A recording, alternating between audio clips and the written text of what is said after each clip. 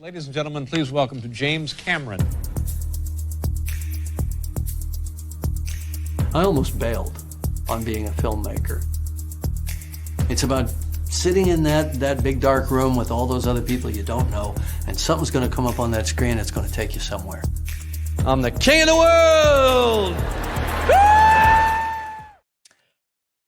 Welcome back to James Cameron 101. This is a very special episode of the podcast because today we have somebody who is playing a very important part in Cameron's future when it comes to films outside of the Avatar universe. Because, of course, if anybody is aware, heard the news that dropped not that long ago, as of the recording, today is October 15th, 2024. Cameron will be directing a film based on this book right back here, To Hell and Back. And today we have the author of this book, as well as, let me get my finger, there we go, Farewell Titanic, a bunch of books. Him and Cameron have been friends for many, many years.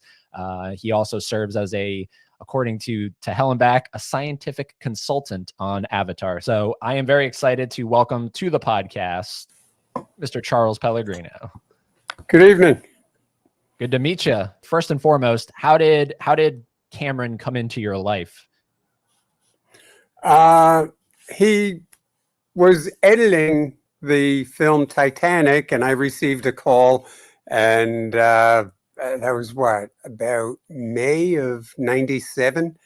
And he said, I've been reading your book, and I've been making a film, and you want to come down here and look at all this?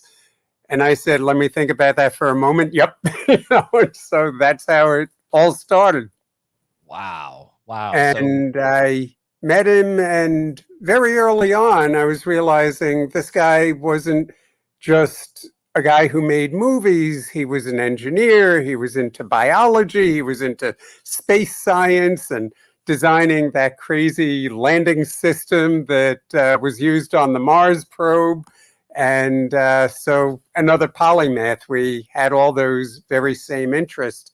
About the same time, Warner Brothers Village Roadshow Pictures was working with Dust, and I met with some of the people over there, and I was asking them about, is this where all the Leonardo da Vinci's of our time go? Do they end up in Hollywood? Is George Lucas like that, into all the sciences and engineering and so on? And they said, oh, no, Cameron's the only one. And there is another, Del Toro, who you can sit down and talk about magnetic, maglev trains and magnetic rail guns and solar arrays around the planet and how you do that economically and so on, and what kind of launch systems we can use that would be even less expensive than a Musk rocket. And so he's another one that we can talk about all those things. And actually, Jim Cameron's late brother, John David. So there are a few that are around. But you knew who Cameron was prior to getting the call. Oh, yeah. I was a fan of his movies. I knew he was doing something with the Titanic and loved aliens. I mean, that's kind of a model for how to pace a good novel, is the Aliens screenplay, for example. Right. So you get that call. Let's work together. And what did you do specifically on Titanic? I was one of the many eyes that were brought in at the end. For one, there was the book, Her Name, Titanic, and that had provided some information for him. And of course, Don Lynch and Ken Marshall, and looking over, for one thing, all the footage that the little robot he designed to go inside the Titanic, and Snoop Dogg. He was sort of on a leash, umbilical cord, and he snooped around inside the Titanic. So he named the robot Snoop Dogg. And that's where a lot of the footage that's in the film of the doors, and he started finding all this woodwork that was intact. Part of the grand stairway was there. And he, what a scientist doesn't have a budget to do is to build the actual grand stairway and flood it in real time and in real life and see that it became buoyant and broke apart on the set and started rising through the crystal dome, which you go back and, gee, that's what Jack Thayer saw rising in the water beside him, and what all that sound was that he heard of, like 1,000 factory warehouses of China breaking as the bow section began to go under. So, yeah, the reason Bob Ballard did not find the grand stairway and that he thought, well, maybe some sort of undersea worm ate the whole thing is that it wasn't there. It was not there from the night the Titanic sank. And in fact, pieces of the grand stairway had been downblasted forward into some of the compartments of the ship, and they were there, seen in 1995. Wow. So, I mean, clearly, obviously, we know this. Anybody that's a fan of Cameron, he is so focused on the details. So it's no surprise that he called in multiple people to kind of, give a checklist to, like, does this look right to you? Does this look right to you? Right. And then he showed it to me and Walter Lord. And one of the things was where, this is after we're in a restaurant one day, an Italian restaurant, and figuring out how it broke up. And we were breaking up big rolls of bread, which the crust acted kind of like the hull of the ship. And we had all this broken bread all over the place. The guy in the restaurant was very kind to us. But Walter Lord and I were watching originally. The breakup of the ship was a lot longer. It was about 3 to 5 minutes longer. And he asked me and Walter Lord, this was while the film was still bordering on about 4 hours long. And he asked us what we thought. And we said, we felt that the breakup of the ship went on a little too long. And he looked at me, he said, that's the part you figured out. And he looked at Walter Lord and he said, that's where a hell of a lot of money was spent. And we both said pretty much the same thing, that because if there was nothing but that 3 minutes of the film shown to us, that 3 to 5 minutes, we would have been riveted. And we said, well, if we felt that we were too long away from what was happening with the two lovers, you did what you set out to do. So he went out and he started doing all these cuts, among other things, cut out one of the really amazing scenes in the film, which was where they had all the tables set for breakfast and they were on hydraulics sinking that dining area. And one of the things that happened was the cups started floating, the empty teacups, and they started clinging together. And it was a sound like tubular bells throughout that whole chamber. It was a very haunting sound, especially when you realize that is what was happening that we didn't know about. And except for maybe 1 second that he went in making all these cuts, and that was one very haunting scene that had to be cut away. So, and quite still, something. I mean, clearly you're much more of a Titanic expert, enthusiast. You've written multiple books on it. Would you say that Cameron's film is, out of all of the adaptations of the Titanic, I mean, obviously take out Jack and Rose, it is the most accurate film portrayal of Titanic? Yeah, there were things in there, like in watching the first cuts, and it made the final cut, the girl with the pigtails and her father saying, stay with mommy, there'll be another boat for daddies later. And I just got all teared up. That was Ava Hart at 7 years old, and the last words her father said to her. There was another scene where you see a guy you can kind of recognize, oh, that's William T. Steed. And you hear him mumble, oh, I've got a good book to read. And he's carrying a copy of the Virginian, and he was last seen sitting in a chair in the smoking room reading the Virginian. Little things like that. But when I first saw Ava Hart, and I got a bit choked up, and they said, Yeah, there are parts of this film that I really made this film for about a dozen people who will get all of that. Right, right. But even we as the audience, even if we don't know that it's a true person, we can kind of assume that that was what was said and that was what, was believed, because that's what they really did more than And likely. some of it was from dialogue that actually survived, like when they're meeting on the bridge and about what's going to happen. There actually was, and during the 1996 expedition, one of the Tulloch artifact recovery expeditions with Paul Henry Nodule, they had recovered a steamer trunk that had these letters and diaries in it. And we were still uncovering the sulfur from the letters, beginning to read the handwriting. It was all very well preserved. And there was this story that was almost exactly like the story of Jack and Rose, these sort of mismatched lovers. Howard Irwin, who was never listed on the passenger manifest, but here were the diaries, his letters from Pearl, his letters that he received from Pearl's mother. A story that in its own way was even more tragic and very similar. The winning of a sweepstakes that he and his friend ended up on the Titanic. And I asked him, I said, we're still translating this stuff. How did you know about Howard and Pearl? And Jim said, who are Howard and Pearl?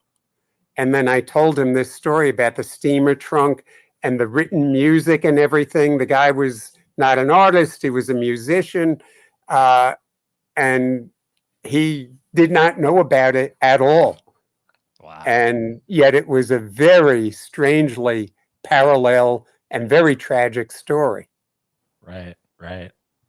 It's it's absolutely insane. So clearly, moving forward from Titanic, clearly there was some bond that was forged on that production between you and Cameron, because from that point on, you're like the back of your book says, you're a consultant on the Avatar films. Which, what would you say is your role there? Because to kind of elaborate it a little bit more. Right, one of the many scientific consultants on the film, and he's gathered people from everywhere.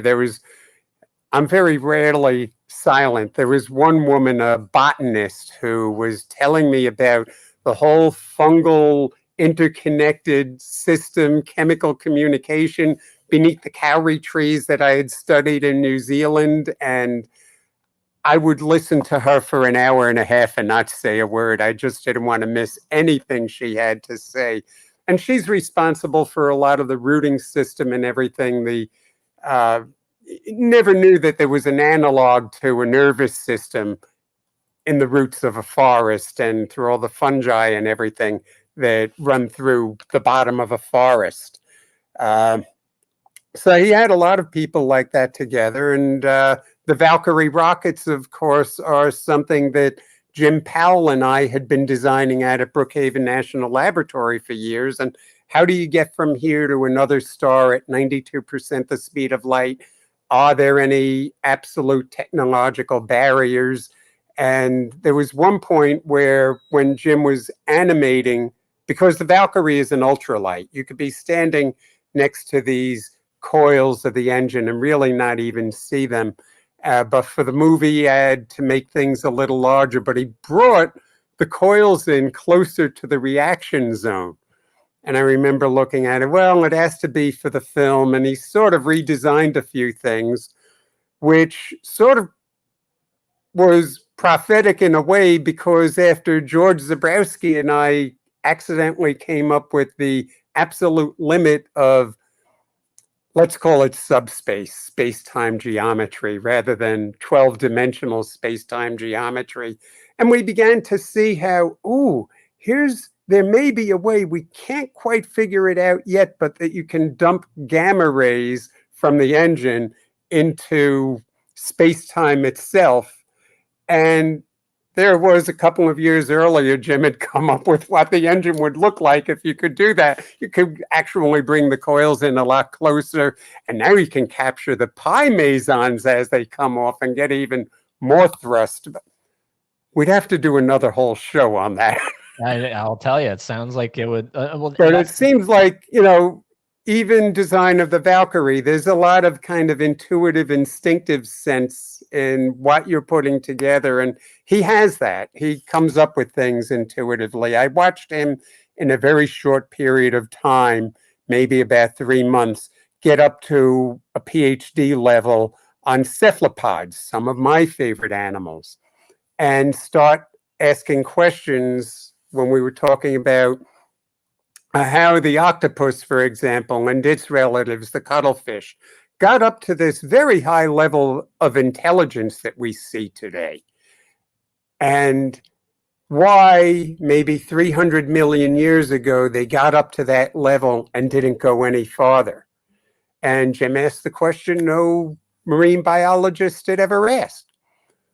We, humans and our relatives, we developed during a very stressful age in the environment, during the ice ages. And so you had the development that we see in the last 1.5 million years, roughly. And we've had ice ages coming and going through all that time, and, habitable zones shrinking all the way down toward the equator, causing all kinds of competition that Earth life normally does not see. And he said, look at just the last 50,000 years of our evolution, when it was really high stress and where advances were really being made as we became a much more bushy kind of evolution than a tree or a ladder. And he said, what makes you think the cephalopods weren't undergoing the same changes at the same time, and that the intelligence we see in them isn't also a very, in geological terms, recent development? Yeah, I mean, back to your point of how you could do a whole podcast on this. That's the beauty of what Cameron and yourselves all created. Helped to create. There's books on this stuff, the biology, the all like the floral and all this stuff, and it's just that's one reason among many reasons I think. Yeah, the Pandoropedia. I worked out some of the fjords and asked him, when you show the fjords later in the films, can you just write the name Slati Bospard on the side? But one of the things I worked out that we were working on the planets, I got very much into a planet like Pandora and how thin the crust would be, the volcanology, which will be in the next film, and also, what the gases are in the atmosphere. Hydrogen sulfide, it's biological rocket fuel. Well, that was my next question. Are you active on the next film, Fire and Ash? Just on the science end of it, not Okay. so much on the scripting. I know one of the people who's doing the co-writing with him on that. Right. Yeah, I mean, maybe someday I'd like to write a novel that goes along with it on what happened during the 50 years before the first film. What happened when Grace first got to the planet? And the ideas are all written out already. Jim already wrote a lot of that out, and that'd be fun to go into. But next novel I've got to finish. I've got 3 of them done, and I've still got to get around to the one Arthur Clarke and I were putting together, Softly Come the Dragons. Wow. No, I was gonna say, did you because obviously not that long ago we lost John Landau. Did you ever get to interact with him? Oh yeah, a lot. A lot. Yeah. I don't know about maybe you knew more than a lot of people knew, but that just kind of came out of left field for a lot of fans. It was just like, oh, what? Like, I remember when I saw the news, I was like, this has to be fake. Yeah, he had a very rough year, and yet even 9 days before, he contacted a friend of mine very concerned about a project he was working on, Simka Jacobovici we worked on the Talpiot tomb and all that, and Exodus Decoded. Those were among Jim Cameron's expedition works. And he was pretty ill at that time, yet still contacting other explorers and interested in their projects and asking, what can I do to help? Yeah, definitely gone way too soon. But I mean, obviously he'll be, his work will continue on at least into the next film. And I assume that also maybe into the fourth film he was pretty active on. So Yeah. yeah, that was like one of the big shocks of 2024 was losing John Landau. So just wanted to see if you even had interacted with him. I know it can be kind of, yeah, he was a very nice guy. I didn't know him all that well, but had many encounters with him. Yeah, he just seemed like a really genuine person, like Yeah. a fanboy, and he's also working on it. But he was so, like, anytime you saw an interview with him, he seemed like he was so excited to talk about Avatar, And he was a big part of the Avatar universe, a very big part of it. Yeah. So do you know if like Cameron's going to find someone else to produce with him? Because obviously they were the co-producers. Do you know, is he looking for somebody, or? He'll be working it all out. Yeah. He is? Okay. So before we get to the tail end here, because we are approaching it that fast, to Hell and Back. Yeah. This was announced. Cameron wants to adapt this into a film at some point when the Avatar schedule allows him to, which was really refreshing for me and for a lot of Cameron fans, because even though we love the Avatar films, we kind of didn't want those to be the only thing that he did for the rest of his life. Yeah. So, well, along the way, he's also built the world's most amazing oceanographic expedition ship too. So right. He's even got a holodeck. It really does look like something out of Star Trek on the seas. But like in terms of his filmography, we didn't want it to just end with Avatar. Yeah. So this is very refreshing that when I saw that news, I had to double check it, even like with John Landau's news. I was like, is this real? And then multiple other people started talking about it. I was like, wow, this is actually happening. So how did that happen? Because I know there's that photograph that it's you, Cameron, and who's the gentleman in the bed? Sumo Yamaguchi. So that was 2010. He's one of only two people known to have been shock cocooned and shadow shielded within the zone of ground zero both times. He survived both Hiroshima and Nagasaki.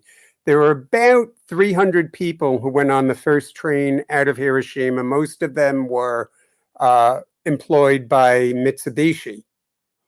And they were called down to Nagasaki and ended up arriving and surviving the second atomic bomb. In fact, Yamaguchi had been explaining to his co-workers and his bosses in an office exactly what happened in Hiroshima, and his main boss did not believe him.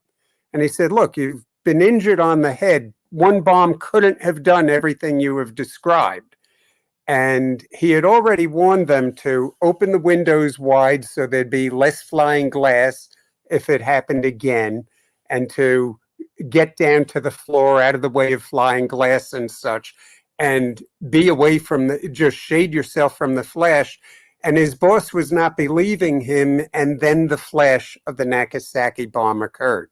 He was in one of the main offices. And by the way, the Nagasaki bomb was twice, probably more than twice as powerful as the Hiroshima bomb. And so it had gone off in the next town over, Orakami. He was in Nagasaki and a little more than a mile away, and he told them, everyone just ducked for cover immediately. He didn't have to say anything. Most of the building disappeared. This second shock cocoon that he was in happened to be located behind a steel and concrete stairwell that acted like the bow of a ship shunting water to either side. The shock wave went all around them. They were basically the only room in the building still standing behind the stairwell. Everyone else outside that room in the building was lost in the explosion. Wow. And the one thing people think, well, he survived all that radiation, but in Hiroshima, he was upwind of the direction of the radioactive fallout. And again in Nagasaki, he was also upwind of the fallout. Some people have tried to argue because he lived past the age of 90, oh, radiation isn't that bad. No, it was very bad. His wife and his son were exposed to radiation, and his son lived, but he ended up outliving his son. The bad thing about radioactive fallout and the black rain that you hear about in Hiroshima is, for one thing, it's strontium 90 as an example. The body mistakes it for calcium.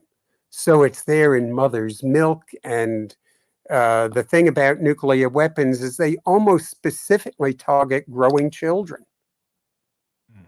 So we've been talking about this for a long time. In fact, in 2010, where there was some denial of the effects of the atomic bombs and people saying Hiroshima and Nagasaki didn't happen that way, many more survivors who had intended to take their stories to the grave, they came forth, and it was a lot of pain for most of them to describe it all. And then they came forth telling their stories for the first time, which is part of what recently led, the 2004 Nobel Prize and the Peace Prize went to the survivors of Hiroshima and Nagasaki who have come forth and been telling their stories.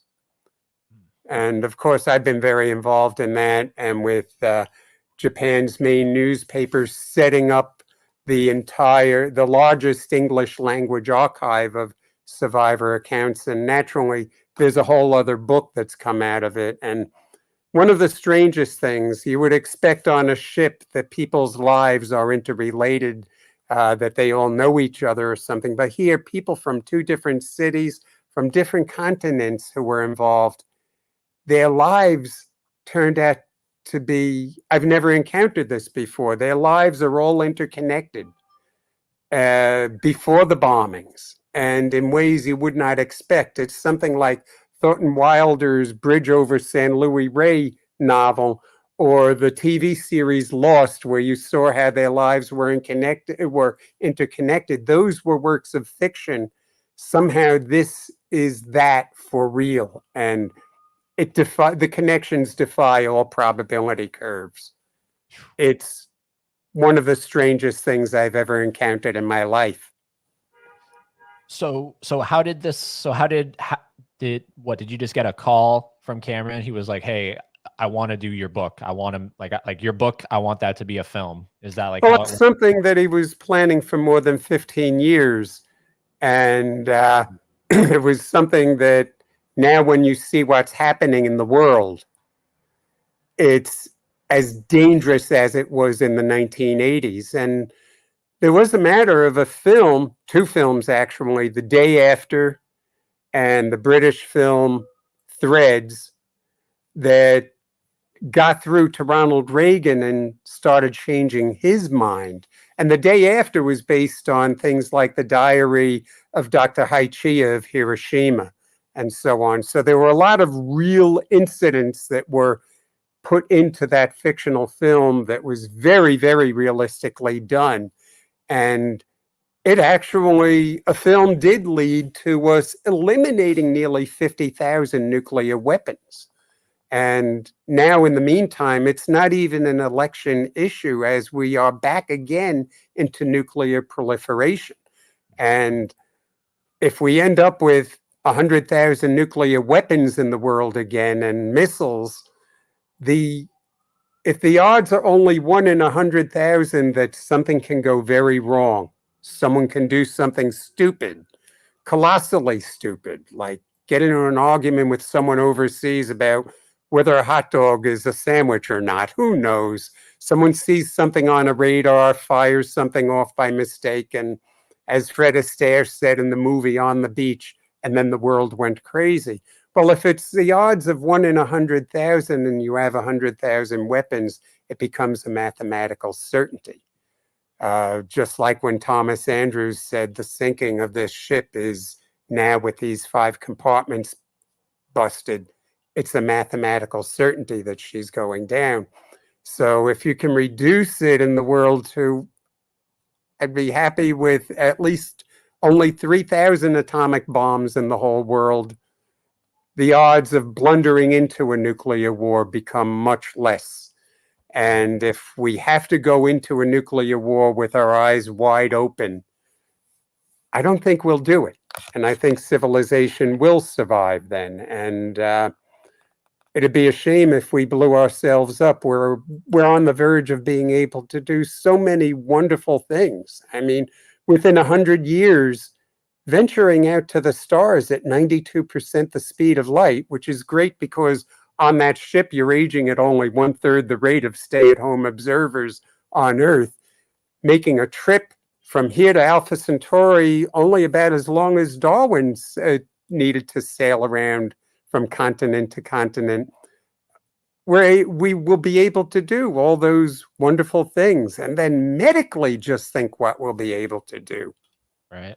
Right. People will live as long as humans can live, but in good health until the end. You know, Nolan touched on all of this, Christopher Nolan with his Oppenheimer film. And it makes sense that Cameron's doing something like this again, adapting your book, because you look at what Terminator is all about. A big portion of that is all about, you know, there's a literal scene in Terminator 2 showcasing an atomic bomb going off. So this is something that's always been in his mind, clearly, for years and years and years. But yeah, we were both old enough to remember the duck and cover drills, and it had an impact on both of us. That's insane. So do you think, because it seems like lately he'll bring in writers to help write his scripts, do you think this one is he'll bring you in for? Because I mean, you're the author of the book. He's I'll be going back and forth with him, but he says on this one he thinks he wants to really write the whole thing himself, and then I'll be going back and forth with him on this and that. The one thing is, you know, for a film like this, not doing like with The Perfect Storm and compositing characters and so on, have to be really true to what was. Right. And it's which people, I know 3 or 4 of the people that would definitely be main figures in the film. Interesting. And do you have an idea of when this will fit into his schedule, or you have no clue? Yeah, but it's something we don't talk about yet. So. Okay. No, I respect that. I respect that. I forget who I was telling it to, but I said something like 2029 would be an interesting time to release it. It was said that this will all happen when he can find time outside of Avatar. So 2029 was Skynet. I thought it was in the 1990s or something. Well, Judgment Day is in 1997, but Skynet does all the stuff in the future. Oh, right. And the time travel that they developed. So Clearly we can't do 97. So 2029, I thought would be an interesting year for him to release a film about this, even though it has really no connection to Terminator. It's just, I thought that would be an interesting date. And then the Terminator films and the Sarah Connor Chronicles, the timelines shift around a bit anyway. So it does. 2029 makes sense. Yeah. But I think we may need it in the world a bit before that.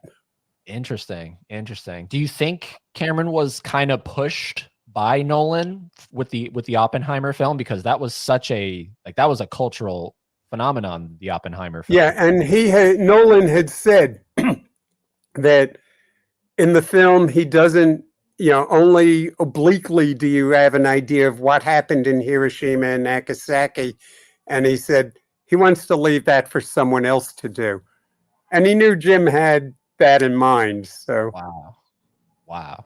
Well, it's all very exciting stuff, and I would love to keep talking to you, but we did pass 35 minutes, I think we're up to. So it's okay. We can go on a little longer if you want. I have my coffee. So. Oh, okay, cool. No, it's just it's very exciting to hear this. The fact that he's gonna do this, and it's gonna be, I assume it's gonna be a no holds barred kind of story. It's gonna be, I don't know. It's you probably know it better than anybody, but what kind of creative input do you want to have with this? Because this is really your book. This is your story that you're telling.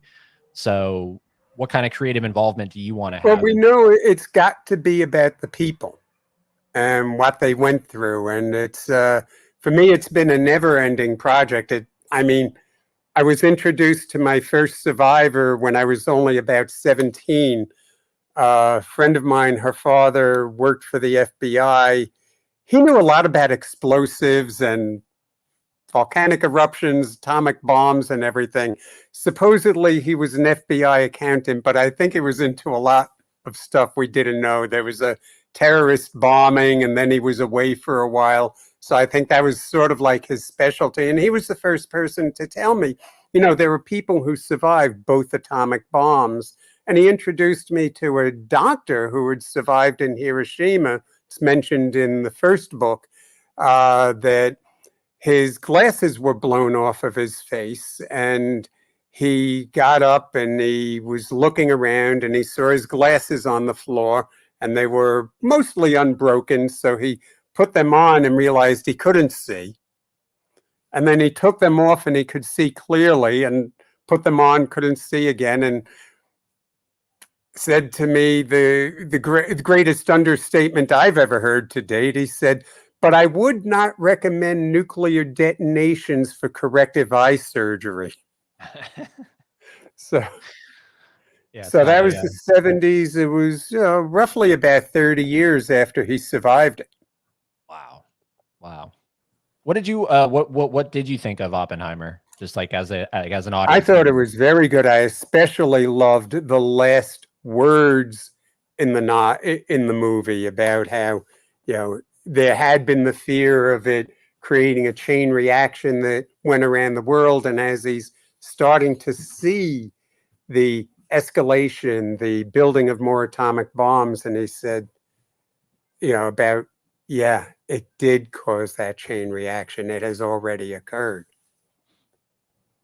So yeah, it's a wild film. It's definitely a very interesting film. Did you do the Barbenheimer? Did you do that as well? The whole no, I saw the Barbie film a while afterward. It was kind of cute, but right. No, I didn't go to see both of them at the same time. I did go to the theater to see it, and I did see people who were doing both and were posing with Barbie and everything. And people came out of the film talking a lot, just like the movie, what was it, Interstellar, another one where I noticed a lot of college kids, high school kids, they were coming out talking about relativity. Yeah. And it was pretty amazing. Now, to tell the story, of course, you can't get near a black hole without being killed instantly by the gamma rays. And if you're in a gravitational field that's going to give you a lot of time dilation, no, you die. But it didn't matter. He took a few liberties to actually give the viewer a real feel for what happens with both the special and general theories of relativity. And even kind of the oscillating, repeating universe idea, even that was in there. So that's the Nolan brothers are pretty good too. So. Oh, they're great. Yeah, they're great. One of my my personal favorite of his is The Prestige. Have you seen that one? Yeah. I much more loved Memento. That's one of my favorite movies of all time. I have a very strange list of favorites. I mean, Memento, Lilo and Stitch. That's great. That's great. Well, because I was going to ask you that. What are some of your? So we have Memento, Lilo and Stitch. Lilo and Stitch. Aliens. Several Cameron films. Wizard of Oz, naturally. And now I'm a new grandfather for the first time, so guess I'll be watching The Wizard of Oz a lot again. And of course, the kid's going to see Titanic growing up. Yeah, it is, because it is even though it is PG-13, it's got the intenseness of the disaster and the romance of Jack and Rose. I mean, I'm sure I saw that film way too young for my own good, and that's why it's definitely my favorite Cameron film. But that is usually that's the question I always ask every new guest on the podcast.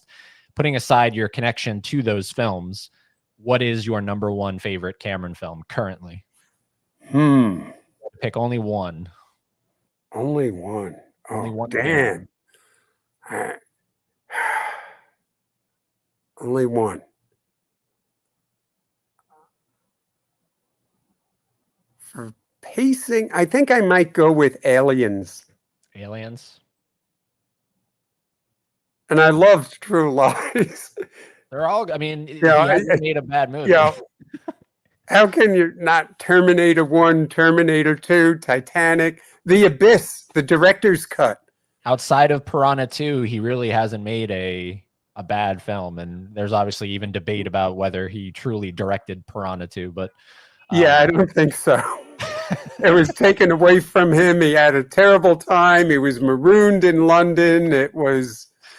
And then fever, and the fever dreams he had were that terrible, the producer or director who was abusing him, just never stopping, coming at him, even when he was just bones. And that became the genesis of Terminator.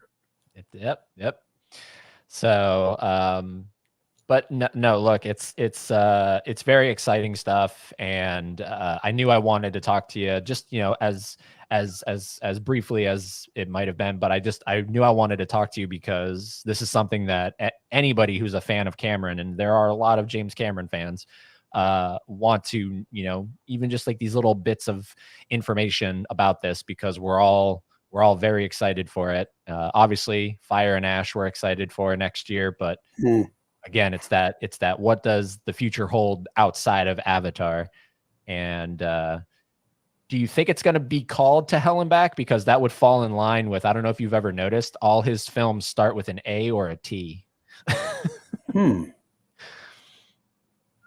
I think it might be called The Last, the title he's talking about is The Last Train from Hiroshima. Okay. So it'd still start with the T. Yep, there you go. So that was something that was, and of the 300 people on that train, about 90% of them died in the second bombing. So there are only about 30 people who were known to have traveled from Hiroshima to Nagasaki and survived the second bombing. Well, I can't wait to see what this becomes, and obviously I'll be there day one when it hits the theater, because I want to see what he's able to bring to the screen with your help, whatever that creative consultant role might be for you. It's probably very exciting too, right? That he finally was the survivors. It's really the survivors who, told their stories. Right. Some of them were hard to find. To find Masahiro Sasaki, for example, you had to really travel into what was sort of like Japan's outback. And he was surprised. He said, so many people have written books about me and my sister Sadako, and you're the first one who actually came out here all the way to ask me about it.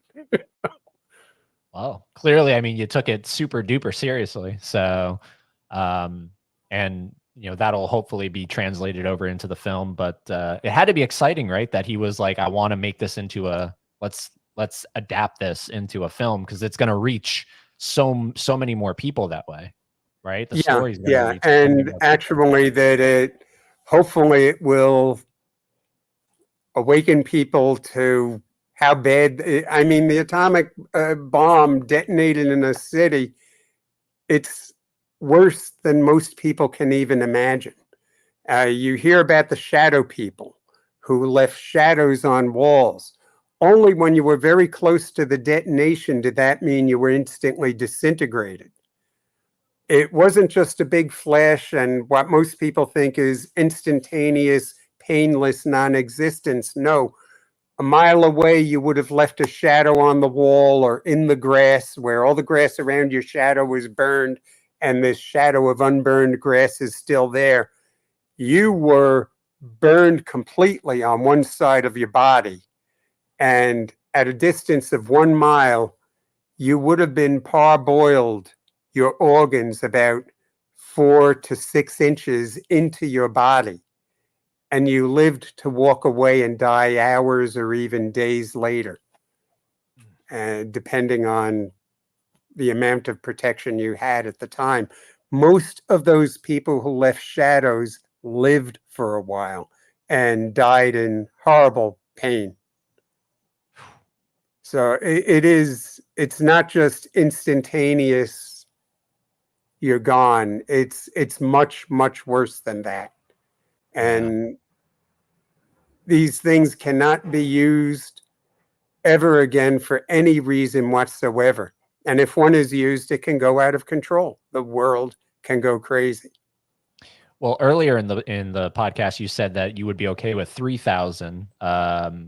What, like, really, ultimately, what is the? I'd love to see it down to 0. I mean, that is almost never going to happen. But yeah, I just keep thinking back to once upon a time, there were 3 atomic bombs in the whole world. And we humans, being what we were, we put one on a tower and tested it to see that it would work. And we dropped the other 2 on ourselves.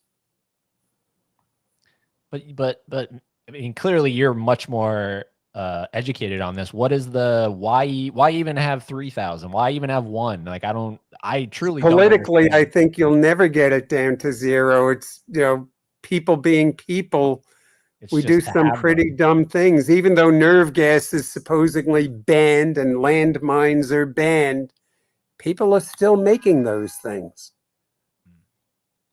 And now we're in the age of drone technology, which I remember Jim Cameron's brother was playing with a drone during the 2003 expedition to the hydrothermal vents. And I had just seen the movie Terminator 3, not a Cameron film. But when the drones were operating, I was the one guy in the theater who was breaking out in a sweat and hairs breaking out on the back of my neck. And we got out to sea, and Mike Cameron was experimenting with his drone. And it was just a feeling of terror of what was to come. And the real terrible things that can be done with mini drones, they haven't come yet, but they're on the way. And I think our way of thinking has to change. Yeah. We're in a period of such promise and yet at the same time such peril. I think that's an appropriate. We'll end it there, and would love to talk to you again. Down the line when we have a little bit more to work with in terms of what's being announced to the public. But look, thank you for coming on here. Thank you for talking to me and celebrating Cameron and what's coming up. And obviously, I'll have links to. Interestingly, I don't know if you knew this, Charles. I had to get this on eBay because on Amazon, right after it was announced that he was going to adapt it, it like sold out on Amazon. Okay. So tell your publisher, make more copies, because clearly people make more copies. Okay. People want this book. Well, thank you.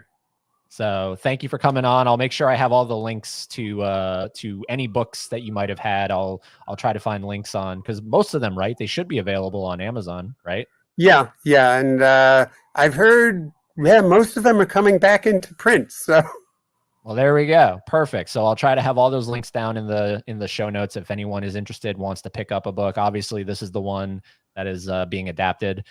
So if that's what you're looking for, check it out. That, and also its follow-on, Ghost of Hiroshima. Everybody, go watch a Cameron film.